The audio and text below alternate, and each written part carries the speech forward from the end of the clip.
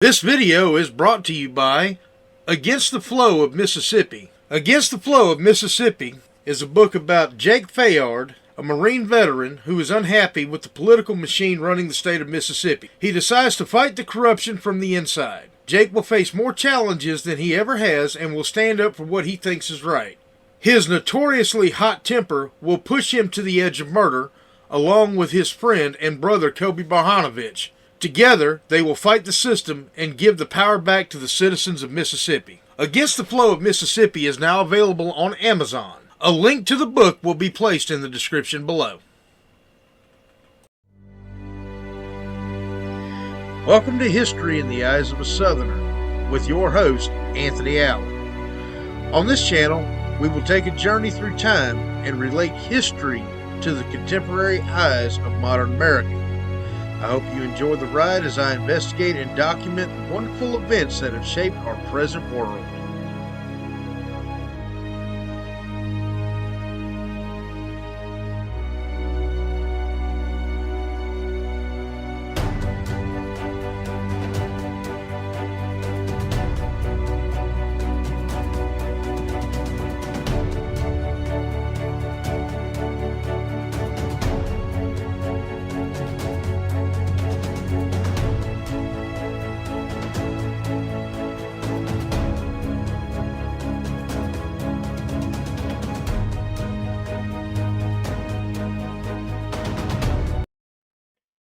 Alright, y'all. I think I got this figured out. New computer, technical difficulties. Y'all been there. Anyway, so I am going to respond to Atun Shei's video. You're probably wrong about Confederate monuments. Now, full disclosure, I respect the hell out of this guy. I'd love to go to New Orleans and go have a beer with him next time I'm in the city. I think he's brilliant. I think he makes a lot of sense. I honestly feel like, though I may disagree with a lot of his political stances, he knows his shit. There's no guarantee. There's no question in my mind. The man knows what the hell he's doing. He knows what he's talking about, and he's a talented fucking actor. And he also knows how to have a serious, engaging conversation. So I'm gonna play his video. I'm gonna pause it. I'm gonna tell y'all what I think. So here we go. Heyo, it's your boy, Johnny Reb here, back with another video in which I'll be bringing some serious ordnance upon it. By the way, that's not Johnny Reb. I'm Johnny Reb. Thought I'd throw that out there. Upon the SJW cucks who oppose the monuments to our great and glorious Confederate men. Today I'm reacting to an article in the Pittsburgh Dispatch, which is apparently what passes for journalism these days. It's titled, "Rebel Monuments Offensive." And it argues that a Confederate monument has no place upon the battlefield of Gettysburg. Get this, we asked that the Gettysburg Battlefield Association cause the said rebel monument to be removed, and express orders given that no more of that nature be erected. Well, I'm sorry to say, Pittsburgh Dispatch, that we Confederates are a part of history, and you don't get to pick and choose which parts of history to remember just because they trigger you. Who in God's name wrote this trash? Some green-haired hipster, no doubt. Let's see, Abe Patterson, post number 88, Grand Army of the Republic, the oldest and most conservative branch of the Grand Army in Allegheny City. Wait, what's the date on this? October 24th, 1889? Grand Army of the Republic? More like not so grand soy boys of the Safe space.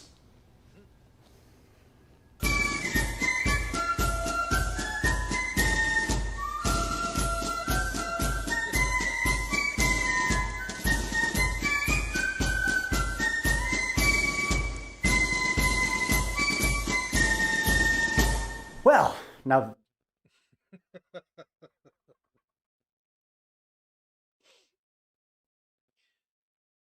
I gotta say,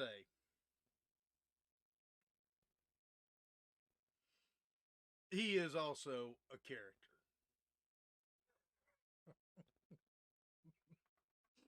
The flipping off the monuments, that was, I find that hilarious. I really do. Anyway, continuing. the trash has taken itself out, us adults can start having a productive conversation. If you've seen many of my videos, it'll come as no surprise to you that I'm in favor of removing Confederate monuments from public spaces. More specifically, if a local municipality wants to remove their statue, then they should be able to do it. Believe it or not, I partly agree with him. Partly to the point that, yes, local politicians that run the specific city are made up of people of the community. People in the community voted for them. On that part, I agree. We're going to continue. The state or federal government has no business telling these local communities what they should do with their own statues. But I didn't always have this belief. I used to be pretty staunchly opposed to the removal of Confederate statues, but living through the monument controversy here in New Orleans in 2017 changed my opinion. It's one thing to have a political opinion in the abstract. It's quite another to be heading home from work one evening and get caught in the middle of a huge street brawl between two groups of protesters. And if you're pro-monument, I just want you to know that I think that you're wrong, but I don't think that you're stupid. Based on the messages that you send me, it's pretty apparent that you guys are just honestly misinformed about what these statues mean and the circumstances of their removal. In this video, I'm going to be breaking down the best good faith arguments in favor of Confederate monuments. While I'll occasionally offer up my opinion when I feel like it's relevant, I'm going to be basing most of my arguments in historical fact, whether that history happened in 1865 or in 2017. All my sources are in the description. Removing Confederate monuments is a slippery slope. What's next? Removing statues of Washington and Jefferson just because they owned slaves? This argument is predicated on two assumptions. The first one is that as of early June 2020, the removal of Confederate statues has been a widespread phenomenon. This is demonstrably false. This map shows the location of all Confederate symbols standing before 2015 across the United States. By symbols, I mean statues, memorials, as well as streets, schools, military bases, parks, trails, and more that are named after prominent Confederates. Let's see how many monuments were removed in the Great Purge of the last 5 years. Oh! Seems most of the monuments glorifying the Confederacy are still standing. Not exactly a coordinated and conspiratorial campaign to scrub America clean of its Confederate history. The second thing that it's predicated on is the idea that the impetus behind removing Confederate statues comes from the top down. The crazies will tell you that it's parentheses, George Soros, parentheses, which is, I mean, I know you don't believe that because you're not a complete idiot. And if that were the case, then where's my fucking check, George? But it's also not. The George Soros thing gets me every fucking time I hear this asshole's name mentioned.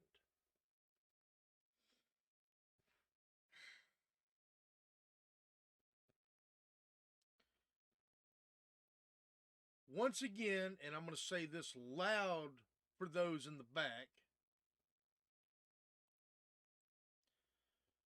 George Soros don't give a fuck about any kind of anything.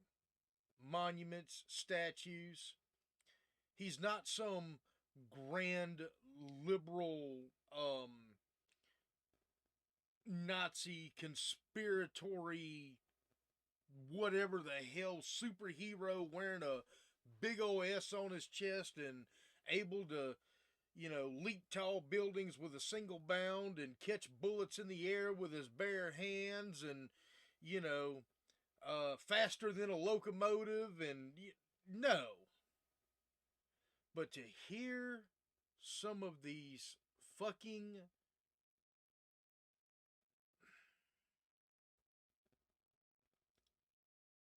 I don't even want to use the term conservatives. I can't think of a good term to describe these people other than conspiracy nuts. You've listened to too much Alex Jones, and guess what? Alex Jones is a fucking moron. Truth be told, I had a radio show in New Orleans on WGSO AM 990 years ago. People who push the George Soros is Satan theory listen to Alex Jones. I was embarrassed to share a radio station that hosted Alex Jones, because I didn't want to be associated with Alex Jones. So for those of y'all who think that George Soros is this is all, be all, do all mastermind of what the fuck, please seek help. Please. And do it soon. We all have smartphones. We all have internet. If you're watching this video, it's on the internet. Go to Google. Find a psychiatrist. Next. A directive from the Democratic establishment or coastal elitists or whatever.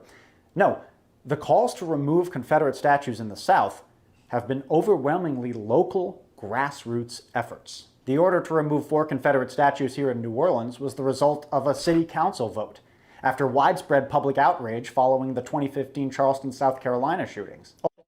No. Yes, all but one member of the New Orleans City Council, and that one member was Stacey Head, voted to remove the monuments. But let's face it, that was Mitch Landrieu's last hurrah. He did nothing for 8 years as the mayor of New Orleans.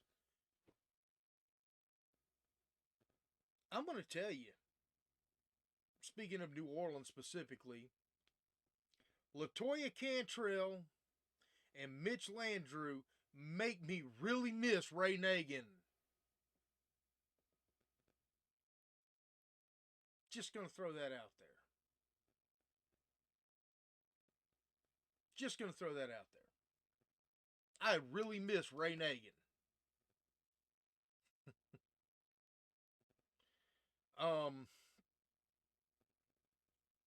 No, dude, that was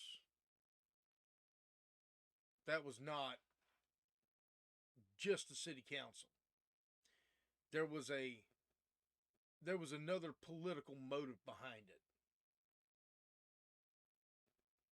Mitch Landrieu was trying to do something, and he failed at it, just like he failed at everything else. In fact, taking down the monuments is probably the only successful thing he has ever done as mayor of the city of New Orleans. Period. Can we agree with that? I know you currently live in New Orleans. I did live in New Orleans. Under Mitch Landrieu.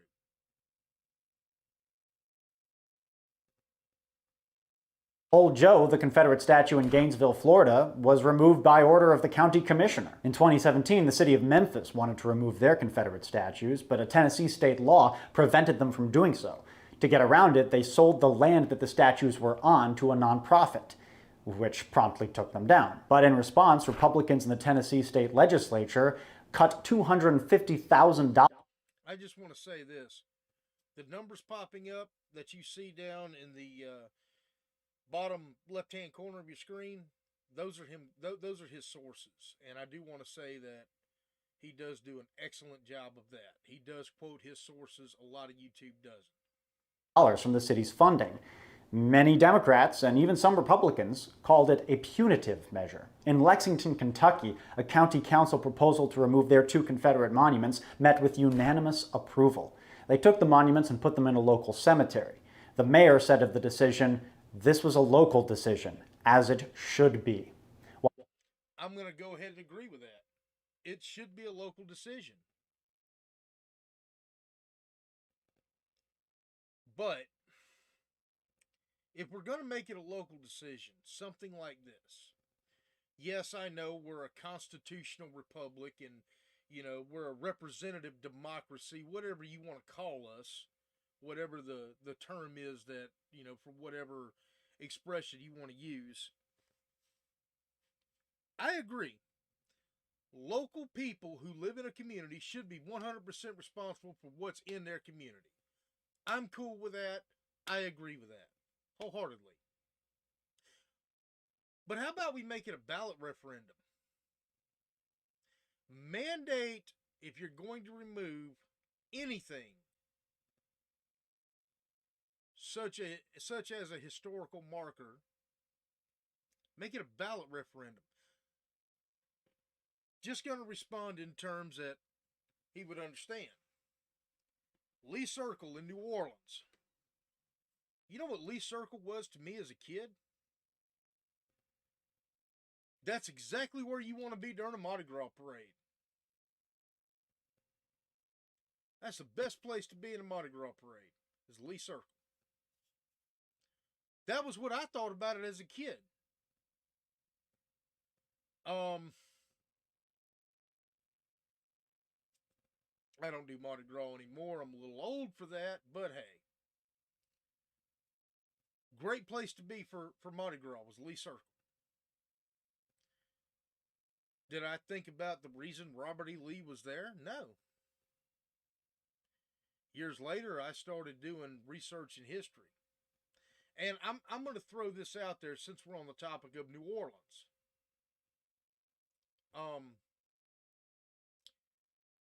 One monument that came down in New Orleans that I'm kind of glad is gone, and full disclosure, Liberty Place needed to fucking go.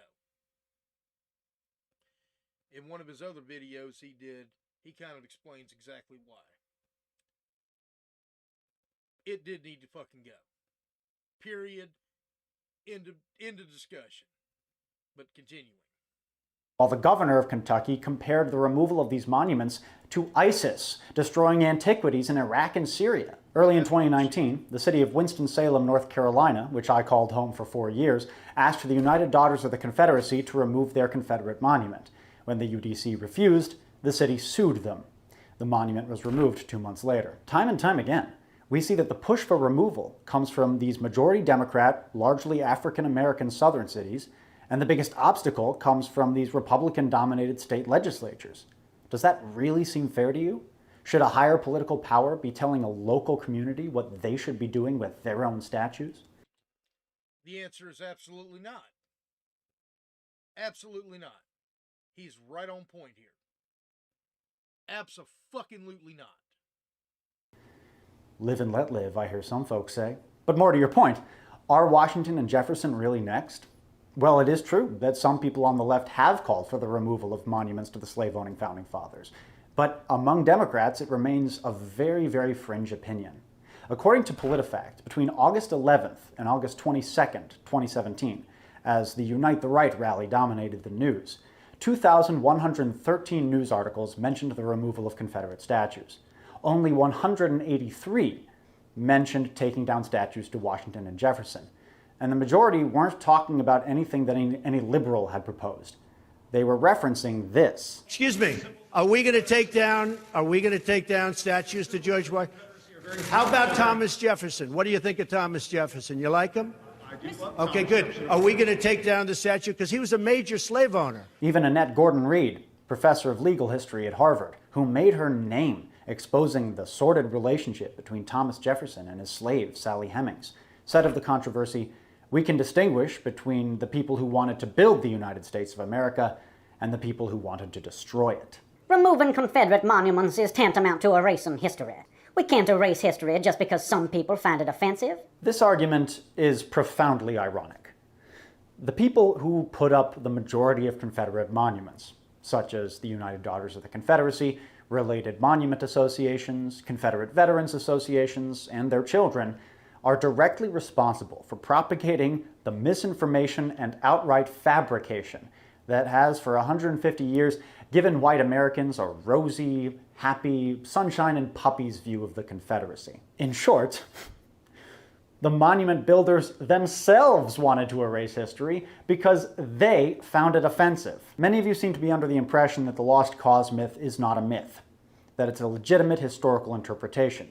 The Civil War from the Southern point of view. I'm sorry to say that's just not the case. The tenets of the Lost Cause obfuscate and twist the truth, and the development of the myth is extremely well documented. It began as a post-war effort to try and justify secession, typified by the memoirs of men like Jubal Early and Jefferson Davis. Publications like the Southern Historical Society papers whitewashed the brutality of slavery and minimized its role in starting the Civil War. And then, of course, there is the Edward A. Pollard book titled The Lost Cause, which was incredibly influential. It's often described as a history book, just kind of, again, history from the Southern point of view, but it's little more than a pro-Confederate editorial. Okay. Brother?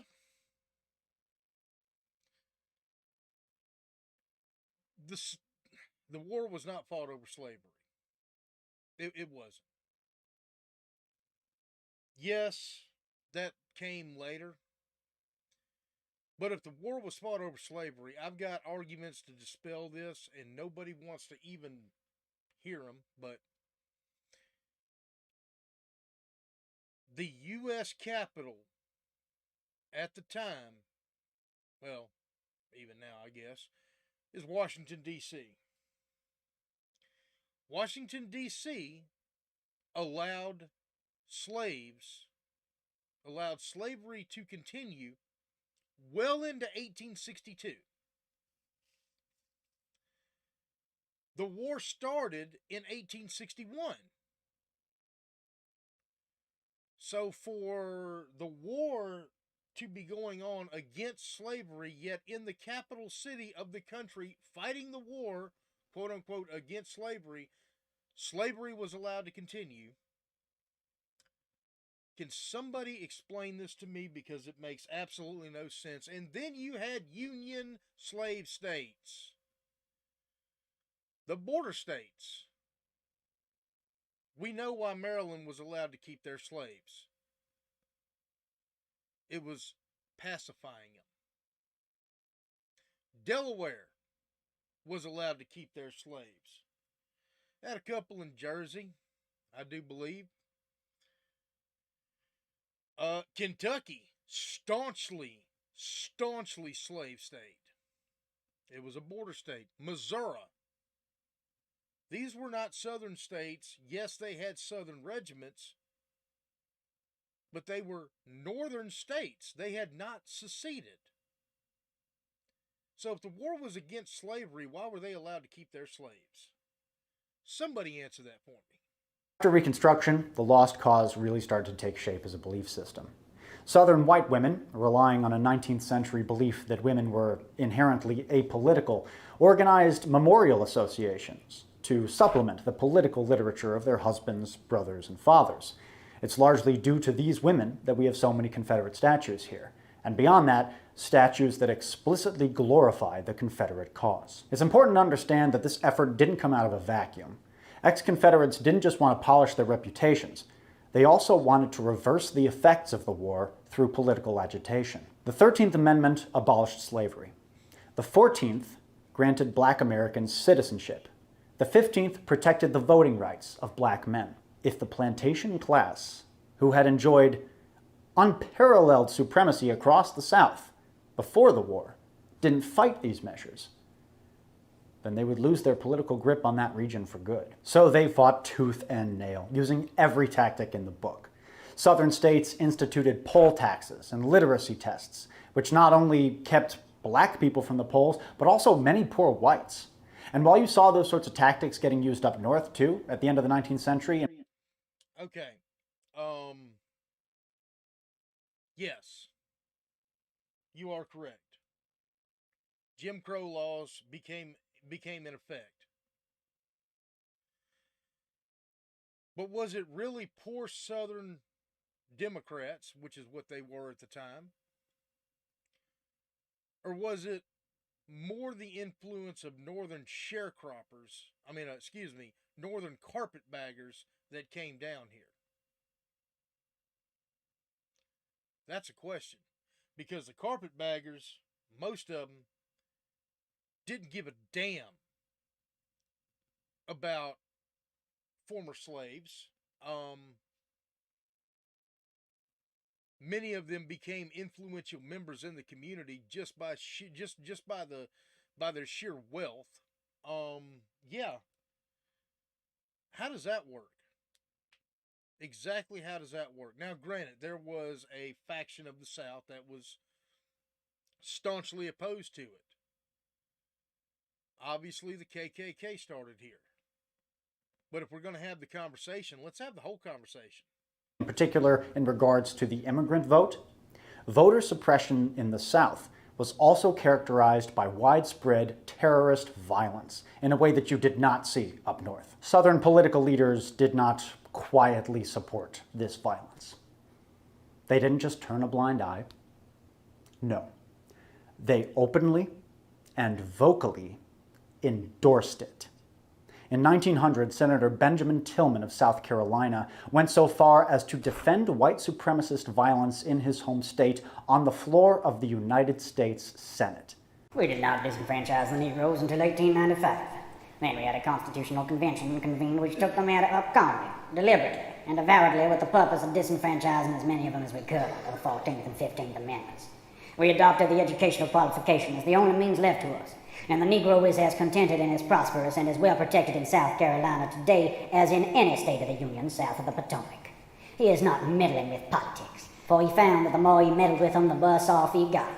As to his rights, I would not discuss them now. We of the South have never recognized the right of the Negro to govern white men, and we never will. We have never believed him to be the equal to the white man, and we will not submit to his gratifying his lust on our wives and daughters without lynching him.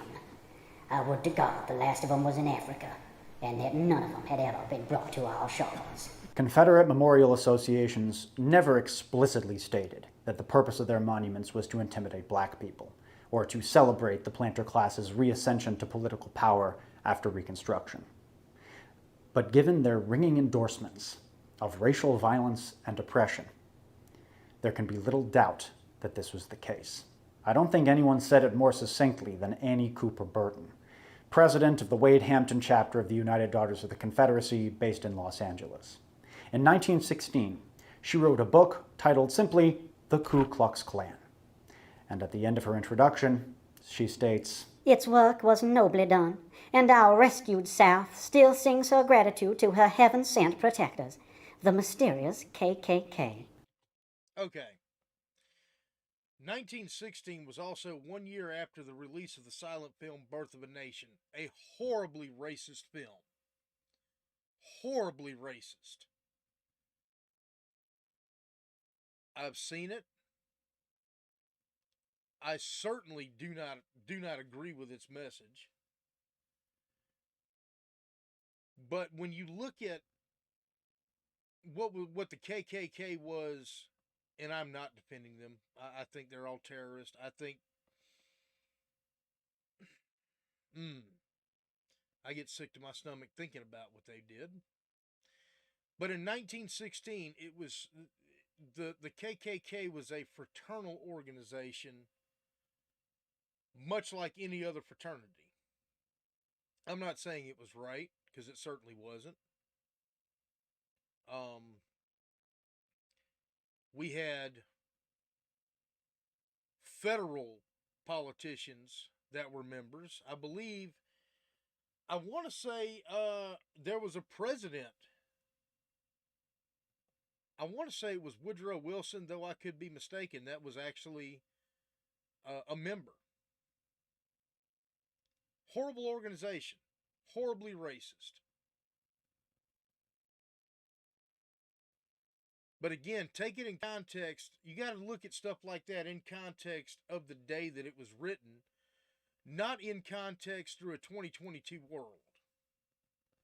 And I know that that's foreign to those of y'all that are not students of history, but it's the truth. Does it change anything that they weren't horribly racist back then? No. But you have to look at the climate of the day. We're not erasing history by taking down Confederate monuments. We're course correcting against openly racist, demonstrably false political propaganda that has dominated American historiography for far too long. Okay, if you're going to course correct, to use your term, then why not put it in the historical context of the day? Put a rebuttal monument up there. It would be the same as a roadside marker. Like if you drive down a lot of back roads, you'll see historical markers. This happened here. It would cost exactly that amount to put a rebuttal to tell the other side of the story. And then give people the actual history of it. From both sides. They could read whatever was put there 100 years ago, and they could read the context of the message that you want to get across, and maybe that will stop the racial violence in this country if people have the forethought to think for themselves and understand what's going on, which I really wish people would. I'll grant you that the Confederates fought for an unjust cause, but keeping their monuments in place reminds us of that dark period in American history. Those who do not learn from history are doomed to repeat it. As I intimated at the beginning of the video, many Union veterans would disagree with you on that.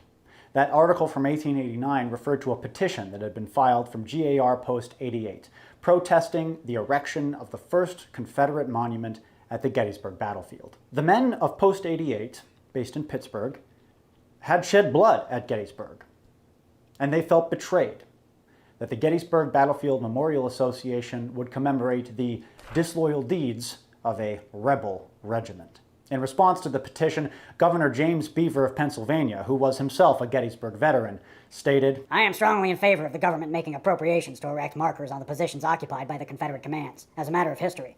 But I am and always will be opposed to any rebel organization erecting its own monuments. Then, as now, the issue was incredibly controversial. Post 88 received considerable support from other GAR chapters across the country, but ex-Confederates, Southern sympathizers, and even some Unionists, in the spirit of national reconciliation, fiercely opposed the petition. But Post 88 doubled down. On Halloween 1889, the Dispatch published an absolutely scathing statement from the group, titled, By Their Proper Names. As soldiers and citizens, we have no apologies to make for calling words by their proper names. Traitor a traitor, and rebel a rebel. We reiterate that we are opposed to the erection of monuments by the great or small upon the battlefields of Gettysburg or any other place that will in the slightest degree make glorious the deeds of those who trampled underfoot the national ensign. We believe in making treason odious. The Adjutant General of Post 88 then clarified his group's position in a letter to a Gettysburg historian, saying of former Confederates, You know they do not care for history. When they erect their monuments, it is to honor their dead and vaunt their rebellious acts. And while there's nothing wrong with honoring war dead, if you honestly believe that these statues have ever had anything to do with historical education, then I'm sorry to say you've been had. And in fact, the only people these days who propose to do anything with these statues to promote historical education are in my camp, not yours. Among the anti-monument crowd, the overwhelming consensus is that they belong in a museum. But the trouble is, very few museums actually want them. I'm going to give you that. That is very true. Very few when I could speak, very few museums actually want these large statues. I would love, I'd love to bring this up. There is a place where I'm actually from in Biloxi, Mississippi, called Beauvoir. It is the last home of the Confederate President Jefferson Davis. Um, he lived there until his death.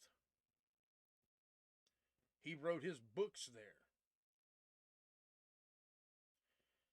That being said,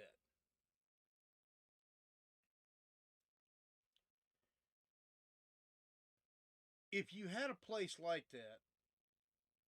that you wanted to put those statues,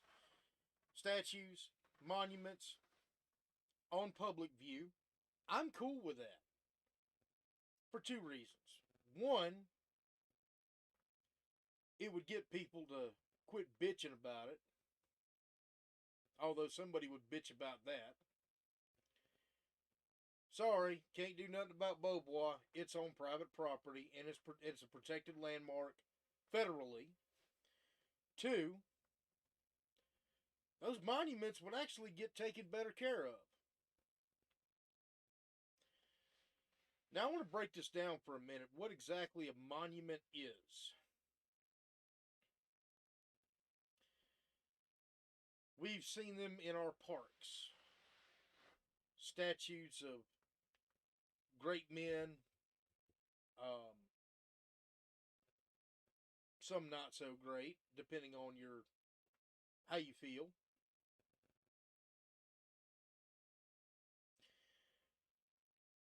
They look nice.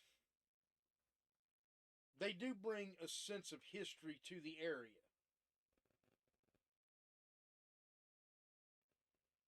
But if they're covered in bird shit and graffiti, I'm all for putting them in a museum.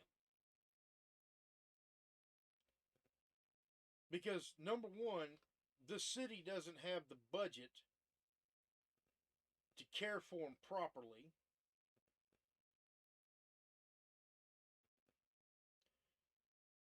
And two, they can be in their proper historical context. I'm fine with that. 100%. Put them in a museum. They'll be cared for. Big statues are expensive to maintain, and the logistical problems of putting a gigantic outdoor statue into an indoor museum with limited space is troublesome to say the least. Maybe we should take the most famous ones and place them in a new museum dedicated to American slavery and black oppression. It could be a sobering experience, putting these statues in a different context. But then you always run the risk of having such a museum turn into a shrine for white supremacists. Just look at what's happening in Germany with Holocaust museums and concentration camps. I actually do somewhat agree with you on that. Unfortunately, there are closed-minded, horribly racist individuals in this country who, by their own sick, twisted minds, will desecrate educational facilities for their own extremely misguided beliefs. But I think that case would be minimal at best. For example, in New Orleans, they have the World War II Museum, which I have yet to go there. I really want to. Unfortunately, I just haven't had the time and the money at the exact same time to go. I'm going to go before I die, though. From what I understand, they have a big old Nazi display. I don't think they've had a problem with skinheads walking up and, doing the one-arm salute and, all this stuff in there, because I'm pretty sure if they did, they would probably be promptly asked to leave. Just my guess. And they should be. And probably banned for life, as they should be. It's a pickle. for sure. I don't really have a good answer for this problem. I think that Confederate statues should come down as soon as possible, but what do we do with them then? I really don't know. If they do go to museums, then that's something that'll probably happen years or even decades into the future. Now look, taking these statues down isn't going to magically solve racism. No one thing ever will. But does that mean that we, as historians and students of history, shouldn't even try? Taking a look, a honest look at darker aspects of our past can inform us about things that we're dealing with today, can give us context to try and solve those problems. It's easy to talk about how the Battle of Waterloo or the 30 Years' War shaped the modern world. It's a lot less comfortable and more challenging to talk about how slavery or indigenous genocide did, but that's a much more productive conversation to have. Get out of your comfort zone, history nerds. Get up out of that armchair, stop obsessing about Hannibal's crescent formation for a second, and take a good hard look at the world around you. Don't want to repeat history? Actually learn from it. Confederate soldiers were American soldiers. Whatever evil they did, they still deserve to be honored for their service and sacrifice. Do they, though? Confederates were Americans, but they didn't fight for America. They fought to destroy American democracy. The United States was founded on principles of the Enlightenment. Liberal democracy, personal liberty, equality for all, even if, for a lot of Americans, those ideals were and are a sick joke. The Confederacy existed because of the outcome of a free and fair democratic election. The Confederacy... I disagree, but we'll go with that. ...didn't stand for American values. It stood for might makes right. When America is its best self, we consistently deplore the ideology of might makes right. Britain under George III believed that might made right. Imperial Japan believed that might made right. Nazi Germany, Soviet Russia, Al-Qaeda, and the Confederacy. There's a lot to be ashamed of in American history. Slavery, Native American genocide, the Monroe Doctrine, Manifest Destiny, the Mexican War, Vietnam, Iraq, white supremacy, the list goes on. But there's a lot to be proud of, too. A lot of things to celebrate. And the cause of the Union during the Civil War is one of them. There's a reason that this quote is so fucking overused. It's definitely a cliche at this point, but it really does cut to the core of what preserving the Union really meant to these people. You don't hear it much anymore, which I think is a damn shame, so here it is.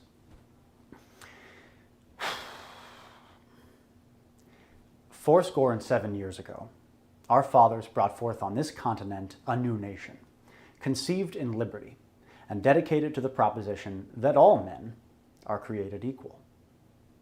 Now we are engaged in a great civil war, testing whether that nation, or any nation, so conceived or so dedicated, can long endure. We are met on a great battlefield of that war. We have come to dedicate a portion of that field as a final resting place for those who gave their lives that this nation might live. It is altogether fitting and proper that we should do this, but in a larger sense, we cannot dedicate, we cannot consecrate, we cannot hallow this ground. Those brave men, living and dead, who struggled here have consecrated it, far above our poor power to add or detract.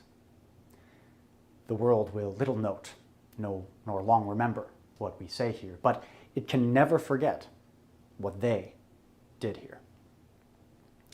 It is for us, the living, rather, to be here dedicated to the unfinished work which they who fought here have thus far so nobly advanced. It is for us, rather, to be here dedicated to the great task remaining before us, that from these honored dead we take increased devotion to that cause for which they gave the last full measure of devotion, that we here highly resolve that these dead shall not have died in vain, and that this nation, under God, shall have a new birth of freedom, and that government of the people, by the people, for the people, shall not perish from the earth.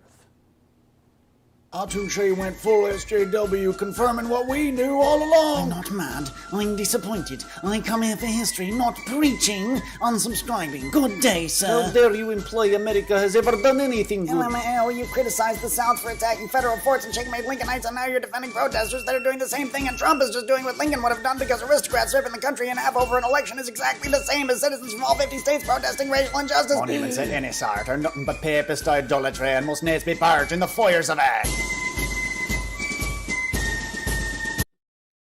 Okay. I love how people think that Lincoln was just this bastion god of giving everybody the liberty that they oh so wanted and needed. And it's interesting to note that a student of history would, after saying all this, quote the Gettysburg Address. When there's another document that should be quoted as well when talking about slavery, and that would be the Emancipation Proclamation. I'm not going to tell you what's in it.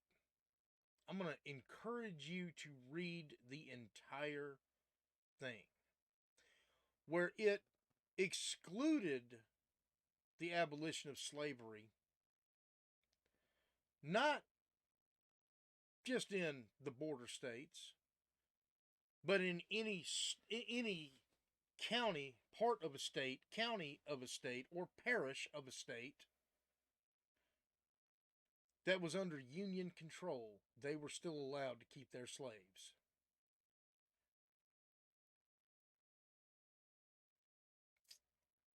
Y'all think about it. Abraham Lincoln also passed that. Y'all have a good night. History in the eyes of a Southerner.